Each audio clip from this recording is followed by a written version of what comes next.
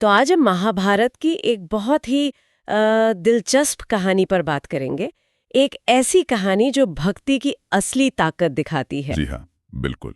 और इसका शीर्षक भी यही है, कृष्ण का अन्न ग्रहण, भक्ति की शक्ति। बहुत गहरा प्रसंग है ये। हाँ। तो शुरू करने के लिए माहौल समझते हैं। पांडव वनवास में है, जंगल में काफी मुश्किलों का सामना कर रहे हैं। हाँ, वो समय ही उनके लिए बहुत कठिन था। और उसी मुश्किल घड़ी में देखिए ऋषि दुर्वासा पहुंच जाते हैं। अरे हाँ, ऋषि दुर्वासा। हाँ। और अकेले नहीं। नहीं, अपने हजारों शिष्यों के साथ। और दुर्वासा ऋषि का क्रोध तो मतलब सब जानते थे, जरा सी भी चूक हुई नहीं कि श्राप मिल गया। बिल्कुल। और वो आते हैं पांडवों की कुटिया पर और भोजन मांगते हैं। जी। अब यहाँ स्थिति देखिए, द्रौपदी के पास उस दिन का भोजन तो अक्षय पात्र से बन चुका था। अब हजारों लोगों को खिलाने के लिए कुछ भी नहीं था। कुछ भी नहीं। और ऋषि को मना करना तो वो तो सोच भी नहीं सकती थी। मतलब कितना तनावपूर्ण माहौल हो गया होगा। बेचारी क्या कहती, उन्होंने बताया कि बर्तन में तो बस चावल का एक दाना चिपका रह गया है। सिर्फ एक दाना, हजारों भूखे ऋषि और बस एक दाना। यही तो कहानी का सबसे अद्भुत मोड़ है। कृष्ण कहते हैं अच्छा वही ले आओ। वही एक दाना। हाँ, वही एक दाना।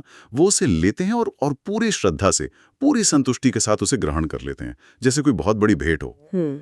ये सुनने में तो बहुत सरल लगता है, लेकिन इसका असर क्या हुआ फिर? असर तो देखिए तुरंत हुआ और चमत्कारी। अच्छा, कैसे? जैसे ही कृष्ण ने वो दाना खाया, उधर नदी किनारे जो दुर्वासा ऋषि और उनके सारे शिष्य थे, हाँ। उन्हें अचानक ऐसा महसूस हुआ जैसे उन्होंने कोई बहुत बड़ी शाही दावत खा ली हो।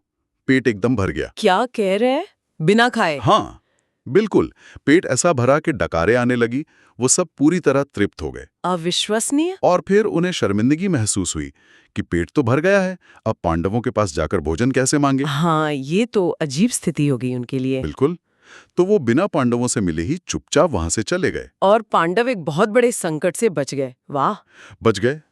तो ये कहानी सिर्फ कोई चमत्कार नहीं है। नहीं, इसमें मतलब कुछ गहरा है। वो क्या है? मुख्य बात यह है कि भक्ति में मात्रा या दिखावा जरूरी नहीं है। द्रौपदी ने जो वो एक दाना भी दिया, वो पूरे मन से, पूरी श्रद्धा से, एक तरह की शरणागति से अर्पित करने का भाव था। मतलब नियत। हाँ, बिल्कुल। वही नियत, वही सच्ची भक्ति, चाहे वो कितनी ही छोटी भेंट क्यों ना हो, वो परमात्मा तक पहुंचती है। वो उसे स्वीकार करते हैं।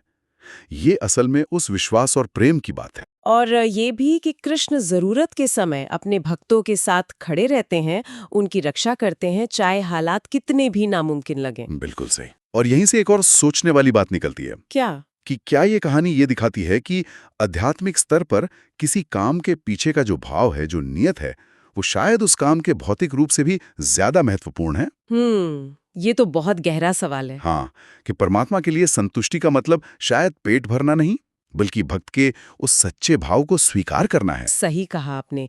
ये वाकई सोचने पे मजबूर करता है कि भक्ति की शक्ति और हमारे इरादों का वजन कितना हो सकता है। जी। ये श्रोताओं के लिए भी एक विचार बिंदु है कि हमारे कर्मों के पीछे का भाव, हमारी नियत, क्या वो उन कर्मों को एक अलग ही स्तर पर ले जाती है?